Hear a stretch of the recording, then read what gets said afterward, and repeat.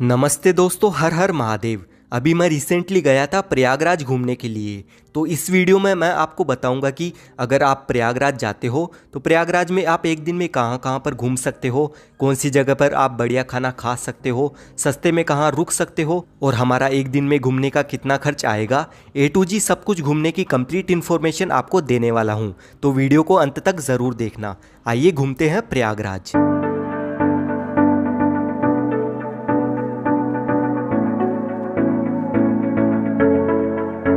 उत्तर प्रदेश राज्य में स्थित प्रयागराज वो शहर है जहाँ 3 नदियों का संगम है, गंगा, यमुना, सरस्वती।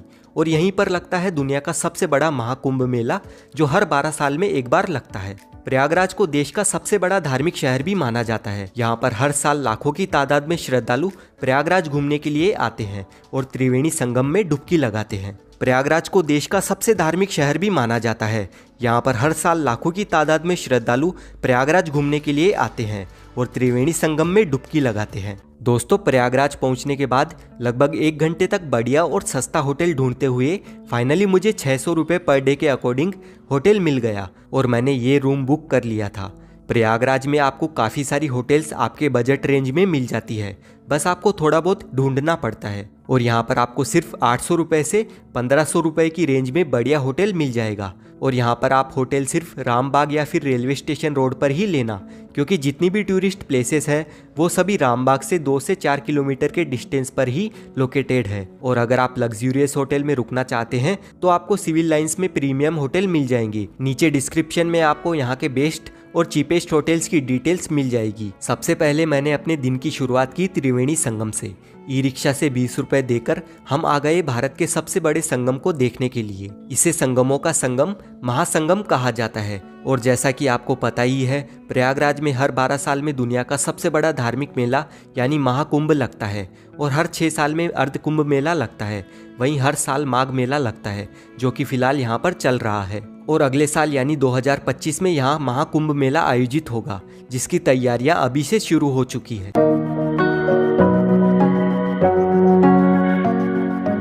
त्रिवेणी संगम तक जाने के लिए आपको बोट के थ्रू जाना होता है और यहाँ पर नाव वाले आपसे 100 रुपये 80 रुपये मांगेंगे संगम पर जाने के लिए। लेकिन हम तो 50 रुपये में इस बोट के थ्रू जा रहे हैं और नाव वाले भैया ने पहले ही हमें 50 रुपये बोला है, तो बार्गेनिंग करने की कोई गुंजाइश ही नहीं है। और वैसे भी ना पतवार चलाने में बहुत ज़्यादा मेहनत लगती है, तो इतना तो ये डिज़र्व करते ही है, चाहे ये फिर 50 रुपये मांगे या फिर 100 रुपये।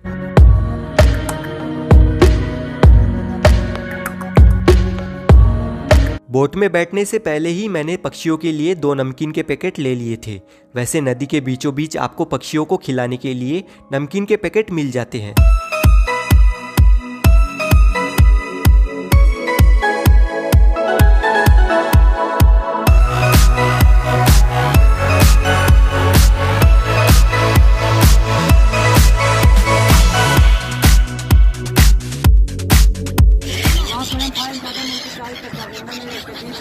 क्या है? उधर भी पैसा लगता है क्या भैया? ज्यादा मांगते 40-50 मांगते, इतना नहीं लगता, 20-20 को लगता है। जितने पता मेरे मत कहना वहाँ, ठीक है? हम बता जाओ। हाँ, आप बता दो। हाँ, वहाँ 20-20 को लगे, ज्यादा नहीं लगता। 20 रुपये लगेगा। वहाँ लगता है, वरना मत दीजिए, 20-20 को लगता है। ठीक है। मेरी तरफ कहाँ आप स्नान करोगे, उसमें जाके कपड़ा पहचान करना, उसी पहन के तब यहाँ बैठना है, ठीक है? बड़ी नाव वहाँ घाट लगा है, उसी में जाके नहाना, स्नान करना है, उसी कपड़ा पर चेंज करना है, तब इसी में बैठना है। नदी के बीचों बीच जो त्रिवेणी संगम है वहाँ बहुत ज़्यादा भीड़ रहती है। करीब 20-25 मिनट वेट करने के बाद डुबकी लगाने के लिए हमारा नंबर आया और डुबकी लगाने के आपको यहाँ पर 20 रुपये देने होते हैं। और जब मैंने संगम में डुबकी लगाई तो पानी इतना ज़्यादा ठंडा था कि मेरी तो हालत ख़राब हो गई थी। जैसे तैसे मैंने गंगा, यमुना, सरस्वती का नाम लेकर 3 डुबकी लगाई और एकदम तरोताज़ा हो गया।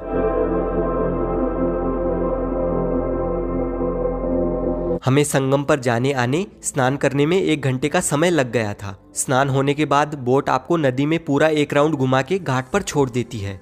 ठंड इतनी ज़्यादा थी कि नाव से उतरने के बाद सबसे पहले मैंने पी गर्मा गर्म मसाला चाय और फिर निकल पड़े नेक्स्ट लोकेशन की ओर।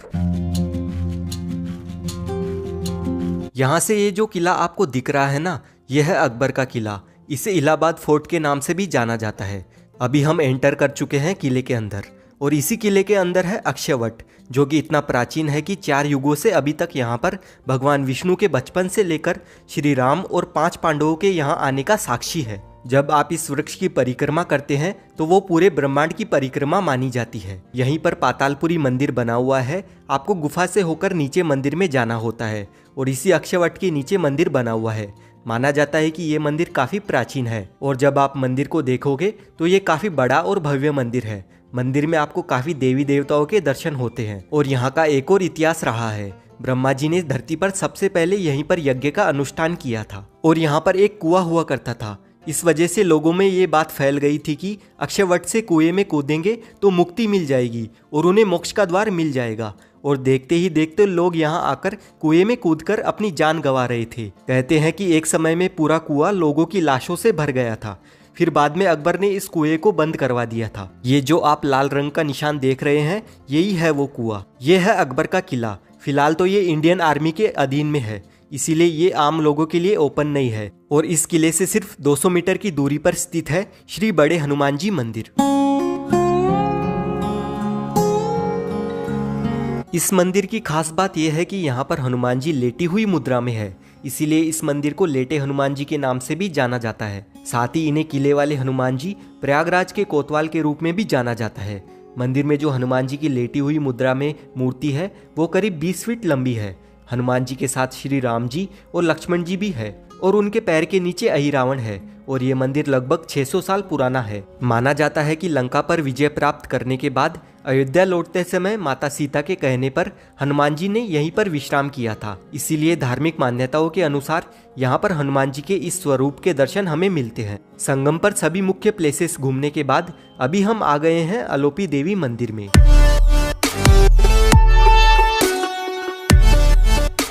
बड़े हनुमान जी से अलोपी देवी मंदिर तक आने के लिए ई रिक्शा वाले आपको 20 रुपए में पहुंचा देंगे। माँ अलोपी देवी मंदिर माँ सती के 51 शक्तिपीठों में से एक शक्तिपीठ है और इस मंदिर की खास बात यह है कि यहाँ पर आपको माँ की किसी भी मूर्ति या प्रतिमा के दर्शन नहीं होते हैं, बल्कि ये शक्तिपीठ बिल्कुल अलग है। यहाँ पर आपको माँ के झूले के दर्शन होते हैं और माता अपने भक्तों को पालने के रूप में दर्शन देती है। यही इस शक्तिपीठ की विशेषता है। जब शिवजी सती को लेकर पूरे ब्रह्मांड का चक्कर लगा रहे थे तब माता का हाथ कटकर यहाँ पर गिरा और शिवजी के मुख से निकल गया कि माँ अलोप हो गई है। तभी से यहाँ पर माता को अलोपी देवी के रूप में पूजा जाता है। इस मंदिर का एक और नाम है माँ अलोप शंकरी देवी।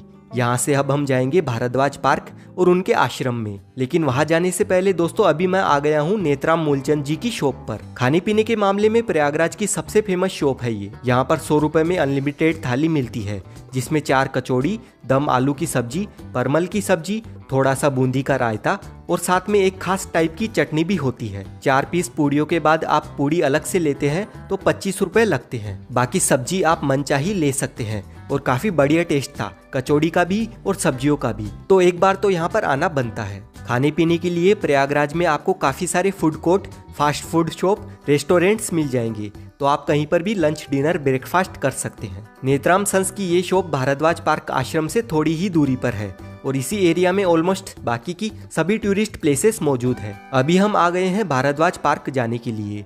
यहाँ पर आते ही सबसे पहले आपको भारद्वाज मुनि का बड़ा सा स्टेचू नजर आएगा। ये स्टेचू देखने में काफी बड़ा है। इसी के पास में भारद्वाज पार्क के अंदर जाने के लिए गेट बना हुआ है। पार्क में जाने के लिए हमें 10 रुपए की एंट्री टिकट लेनी होती है। ये पार्क काफी सुंदर पार्क है। यहाँ पर आपको सबसे पहले बहुत ही बढ़िया फाउंटेन देखने को मिलता है, फिर उसके बाद भारद्वाज जी के आश्रम की छोटी सी झलक भी देखने को मिलती है। भारद्वाज पार्क विजिट करने के बाद में अभी हम जा रहे हैं भारद्वाज आश्रम में, जो कि यहाँ से 250 मीटर के वॉकिंग डिस्टेंस पर ही लोकेटेड है। रामायण में भारद्वाज आश्रम का वर्णन कुछ इस टाइप से है। सबसे पहले श्री राम जी अपने वनवास के दौरान यहाँ पर आए थे महर्षि भारद्वाज जी से चित्रकूट का रास्ता पूछने के लिए। भारद्वाज आश्रम के आसपास और आश्रम में आपको बहुत सारे छोटे बड़े मंदिरों के दर्शन प्राप्त होते हैं। भारद्वाज मुनि जी का ये जो आश्रम है वो त्रेता युग का है और इसका भी अपना एक अलग ही महत्व है। भारद्वाज मुनि ने ही विमान बनाने और उड़ाने की कला की खोज की थी और कुंभ मेले के प्रवर्तक भी भारद्वाज मुनि ही थे। श्री राम जब रावण कुमार उनको ब्रह्म हत्या लग गई थी तो भगवान ने 3 दिन इसी जगह भारद्वाज मुनि आश्रम में 3 दिन यज्ञ किया, तपस्या किया, तब उनको श्राप की मुक्ति मिली। भारद्वाज आश्रम में आए, करत दंडवत मुनि बताए, मुनि बड़े मोदन करके जाई, ब्रह्मानंद राशि जग पाई। भारद्वाज आश्रम प्रभु आए। भगवान जब यहाँ गए सारे ऋषियों का मन प्रसन्न हो गया, सबने यहाँ पे जो है ब्रह्मा विष्णु का सबने यहाँ फूलों की वर्षा की। भारद्वाज आश्रम के जस्ट पास में ही स्वराज भवन और आनंद भवन म्यूजियम बना हुआ है। म्यूजियम में आपको काफी सारी एंटीक चीजें देखने को मिलती है और यहाँ पर जवाहरलाल नेहरू, इंदिरा गांधी, महात्मा गांधी जी रहा करते थे। आप चाहो तो यहाँ पर भी विजिट कर सकते हैं, लेकिन जिस दिन मैं यहाँ पर गया था उस दिन ये बंद था। खैर, इसके बाद में हम आ गए चंद्रशेखर आजाद पार्क। भारद्वाज पार्क से चंद्रशेखर आजाद पार्क 700 मीटर की दूरी पर स्थित है। पार्क में जाने के लिए आपको 5 रुपए की एंट्री टिकट लेनी होती है। 17 फरवरी 1931 को अंग्रेजों ने चंद्रशेखर आजाद को इसी जगह पर चारों ओर से घेर लिया और चंद्रशेखर जी काफी देर तक यहाँ पर आजादी की लड़ाई लड़ते रहे। जब उनकी पिस्तौल में आखिरी गोली बची तो उन्होंने अपनी आजाद रहने की प्रतिज्ञा को पूरा करने के लिए अपने आप को ही गोली मार ली और सदा के लिए अमर हो गए। चंद्रशेखर आजाद जी की वो पिस्तौल आज भी इसी पार्क के इलाहाबाद संग्रहालय में रखी हुई है, लेकिन संग्रहालय भी आज के दिन बंद था। ये पार्क काफी बड़ा है, इसमें घूमने में आपको 1 से 1.5 घंटे का टाइम लग जाता है। अगर आप प्रयागराज घूमने के लिए आते हो तो इस पार्क को विजिट करना बिल्कुल भी मिस मत करना। शहीद चंद्रशेखर आजाद पार्क के ठीक सामने रोड क्रॉस करने पर आप आ जाएंगे पंडित जी की चाट शॉप पर। पूरे प्रयागराज में पंडित जी की चाट काफी पॉपुलर है। इस शॉप की टाइमिंग शाम के 4 बजे से 9 बजे तक रहती है। यहाँ पर आपको लोगों की काफी ज्यादा भीड़ देखने को मिलती है। इस शॉप का कुल्हड़ वाला दही बल्ला, कचौरी, समोसा काफी फेमस है, तो आप यहाँ पर भी विजिट कर सकते हैं। अभी हम जा रहे हैं प्राचीन वेनी माधव मंदिर में। प्रयागराज में आपको श्री हरि विष्णु के 12 मंदिर देखने को मिलते हैं, जिन्हें यहाँ पर माधव मंदिर कहा जाता है। उन्हीं में से एक है वेनी माधव मंदिर। वेनी माधव मंदिर से 10 मिनट के वॉकिंग डिस्टेंस पर अभी हम आ गए हैं नागवासुकी मंदिर में। इस मंदिर का इतिहास काफी दिलचस्प है। जब देवताओं और राक्षसों के बीच में समुद्र मंथन हुआ था, तब नागवासुकी ही मंदराचल पर्वत के चारों ओर रस्सी के रूप में अपने आप समर्पित हुए थे। गंगा नदी में स्नान करने के बाद नागवासुकी के दर्शन करने से पापों का नाश होता है और सर्प दोष सदा सदा के लिए समाप्त हो जाता है। अगर आप प्रयागराज घूमने आते हैं तो आपको एक और चीज मिस नहीं करनी चाहिए, वो है यहाँ की संगम आरती। अभी हम आ गए हैं संगम आरती देखने के लिए। दोस्तों, हमने एक दिन में ये सभी प्लेसेस कवर की है और आप भी सिर्फ एक दिन का प्लान बनाकर प्रयागराज घूम सकते हैं। हालांकि और भी बहुत सारी टूरिस्ट प्लेसेस हमने घूमी नहीं है। आप चाहो तो 2 दिन में प्रयागराज की सारी प्लेसेस घूम सकते हो, जिनमें खुसरो बाग, श्री आदि शंकर विमान मंडपम, सुजावन देव मंदिर, सीता रसोई को अपनी ट्रिप में इंक्लूड कर सकते हैं। दोस्तों, एक दिन में मुझे प्रयागराज घूमने का टोटल खर्चा 1125 रुपए का आया था और मैंने यहाँ पर फुल खर्चा किया था। सभी स्ट्रीट फूड ट्राई किए थे, मंदिरों में दान किया था, साथ ही इसी खर्चे में मैंने माघ मेला भी घूमा था। बस इसमें मैंने मेरे आने जाने का खर्चा ऐड नहीं किया है। इससे आपको खर्चे का आइडिया लग चुका होगा। आई होप आपको वीडियो इन्फॉर्मेटिव लगी है। अगर आपको वीडियो अच्छी लगी है तो वीडियो को लाइक करें, अपने फ्रेंड्स के साथ शेयर करें, साथ ही साथ चैनल को भी सब्सक्राइब कर ले। Thanks for watching.